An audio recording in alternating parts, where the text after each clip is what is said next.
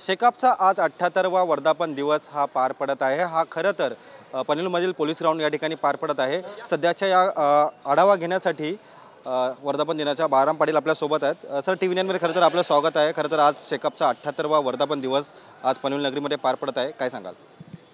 आज शेतकरी कामगार पक्षाच्या रायगड जिल्हा युनिटचा 78वा वर्धापन दिनाचा सोहळा नवीन पनवेलच्या या पोलीस मैदानामध्ये आपण साकारतोय।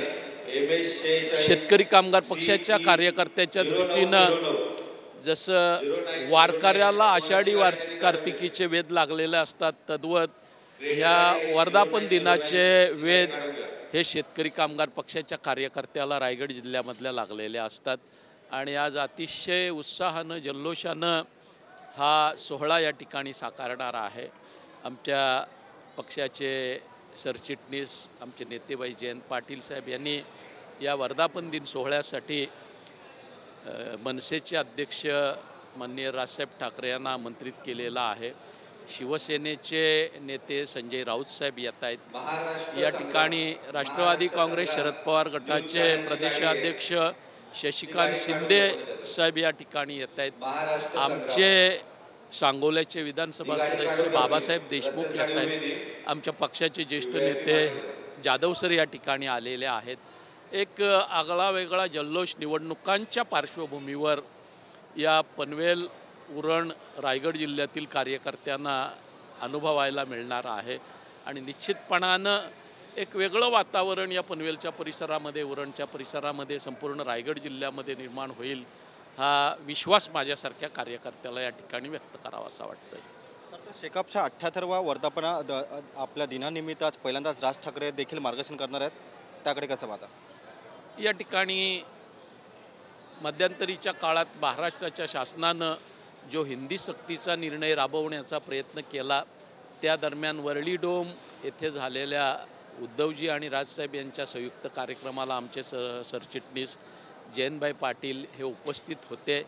आणि तदनंतर या सोहळ्याला यावं म्हणून त्यांनी राजसाहेब ठाकरे यांना विनंती केली। त्यांनी ती विनंती मान्य केली। आमच्या समवेत महाविकास आघाडीमध्ये असणाऱ्या आमच्या इतर मित्रपक्षांची मंडळी या ठिकाणी येते। एक वेगळं वातावरण आज निश्चितपणानं या परिसरामध्ये निर्माण झालेला आहे।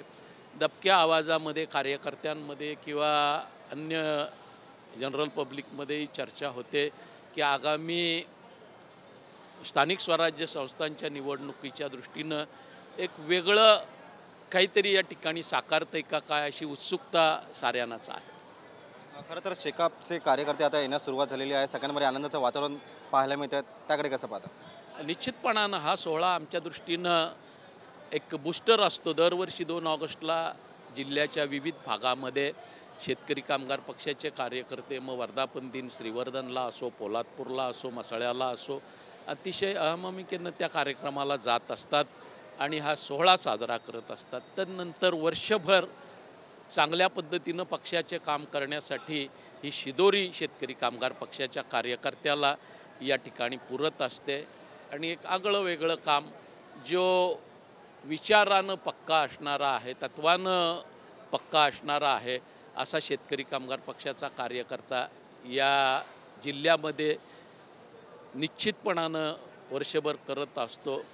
आपण जर बघितलं असेल तर या साऱ्या प्रांगणामध्ये आपल्याला सोहळा निष्ठावंतांचा हे दिसेल। पण आपण आपल्या मागं जर बघितलं तर स्टेजवर तेच वाक्य आपल्याला दिसेल, सोहळा निष्ठेचा, निर्धार विजयाचा।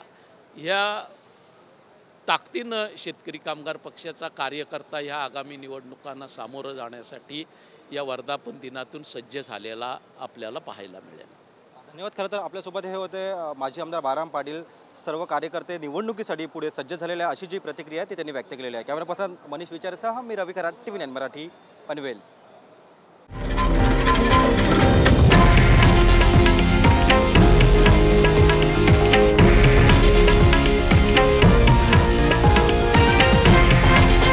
हे आहे देशातील नंबर 1 न्यूज नेटवर्क आणि आपण पाहत आहात टीव्ही 9 मराठी, एकमेव।